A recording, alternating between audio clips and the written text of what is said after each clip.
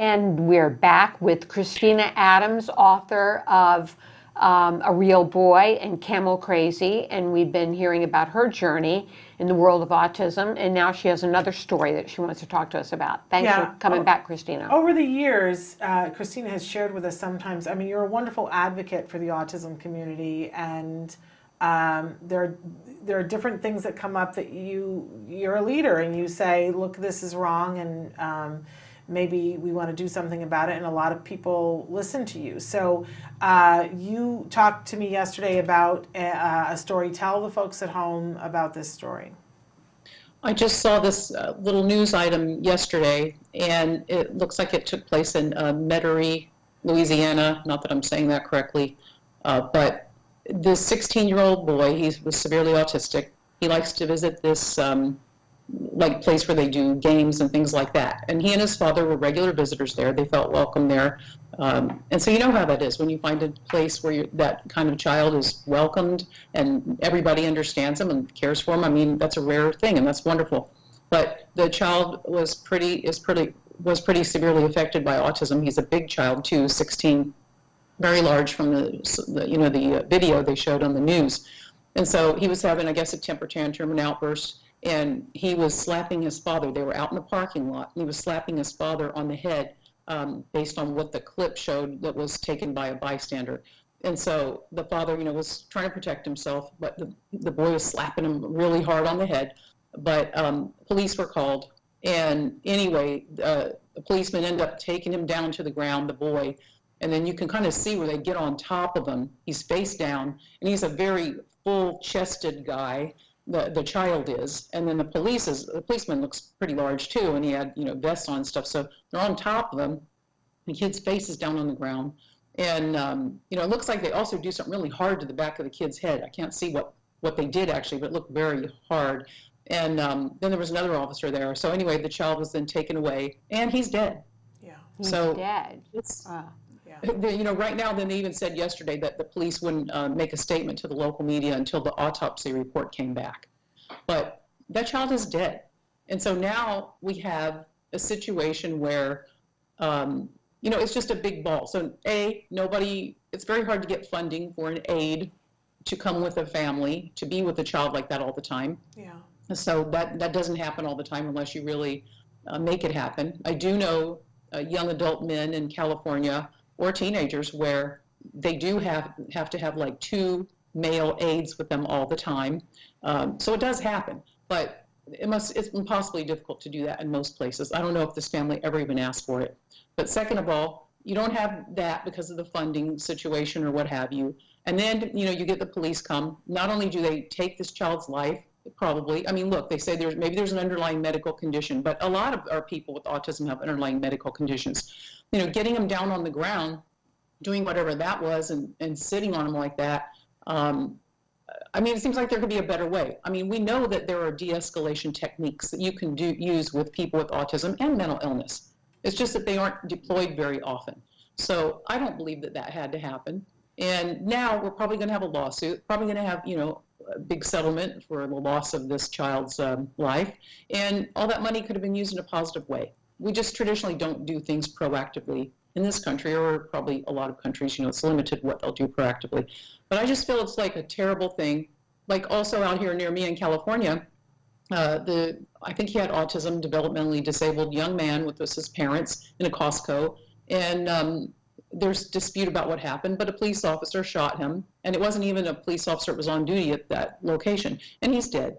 So, and the parents were yelling, don't, what do we have to do to save our young people with autism from this kind of force? And I respect the police force tremendously. This is not a negative on them. I'm sure they feel very stressed by being in this situation.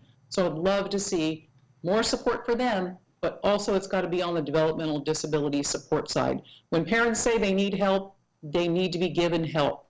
That way everybody could be safer. Yeah. Yeah, we see a lot of these cases, unfortunately, and it just points out the need for police officers to be trained, to have sensitivity training to this, because they oftentimes don't know the signs and react not in the correct way in dealing with somebody with autism. Yeah, a lot of them are terrific too. They really want to. I was at a police event in Huntington Beach a couple years ago, and they had some training recently. They were at an autism awareness event, and they were just terrific. So it can be done. And there's also a specialist. His name is Dennis DeBott, and he does go around and train police departments, and he is the father of a son with autism. So there is precedent. It can happen. We've had him on the show. And we've had Emily Island on the Emily show. Island has a program Who with has her a program. son, Tom Island. They have Right. a program. There are programs. The issue that I hear from Emily is that a lot of times, first of all, there's you first have to get the police department to see that it's something that would be worthwhile and would, that the time and the energy will save them money, right? Because that's always a hard thing to take people off the jobs that they're doing Right. and say we're putting you in a classroom for the day that it's worthwhile, but that seems to be doable, that they can get them to do that. But there's a high rate of turnover in police departments. They transfer, they move, they leave the job, whatever. And so getting police departments to do it on a regular basis Right. is like the new hard thing. So I think that what solves that is community pressure. I think that having a relationship with your police department is important. When Jem was growing up, we lived in the same community as Emily Island, so all of the work had been done for me. So please know that I'm speaking from a position of having lucked out. But Emily had worked with her local police department and had events and things like that. But I remember a time when they wanted me to teach my son at CARD. They wanted him to learn the lessons of different, like what are first responders. And they suggested that I call my local police department and fire department and ask, can we come over for a tour? And they were thrilled to. Do I think part of that is because Emily Island had done legwork first? Yes. But I think that if she could do it, we could all do it, right? And starting that relationship with your police department so that then they know you and you can make recommendations and say, when are you having an event? But start with your kid. I think it's helpful, and honestly, it's heartbreaking to me because while I do feel that there are some people on the police force who should not be on the police force, I think we can all agree on that. I think that a lot of people, their intentions are good. Yeah.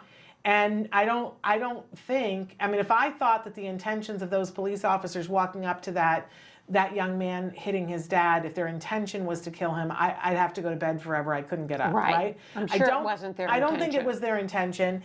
But what they don't know is that you and I, if we were forced to the ground, it would be hard for us to breathe, but we would know behavior to do to make it so that we could breathe. And what we see is that people with Down syndrome and autism often are barrel-chested. You put them face down and they don't know how to help themselves, and they asphyxiate without being hit.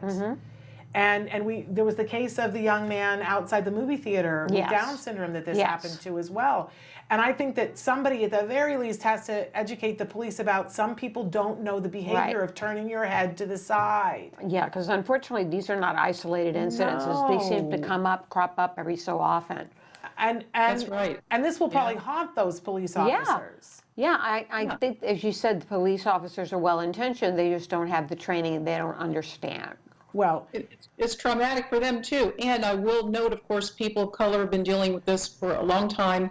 And when you take a person of color who also has a developmental disability, I mean, the risk rate is, risk goes up even more. So there are a lot of issues that we would all love to see addressed. And I'm sure that the police forces would like to see this addressed too. Yeah. But I think it's driven by parents. And Everything is, right? Right? Yes. Everything. And I love that you said, let's speak out about this today, because I think it's important that we do. And both of you have series on Autism-Live that are about empowering parents. And I know that that's something that both of you feel very strongly about, as do I.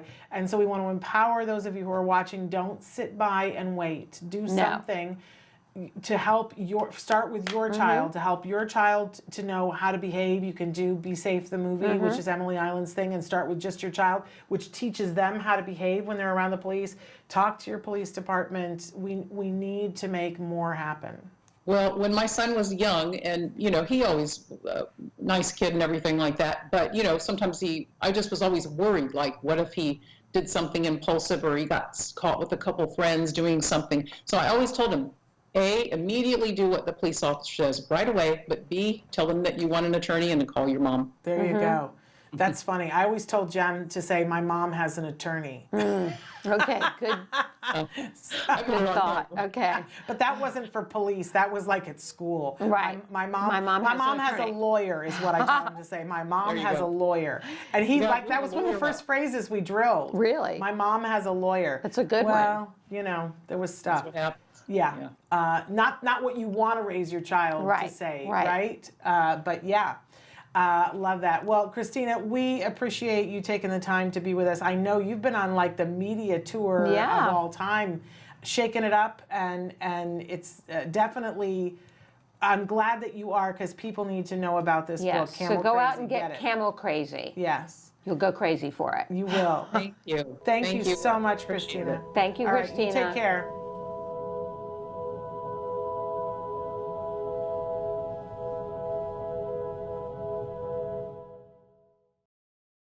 Hey, thanks for watching Autism Live. To subscribe, click here.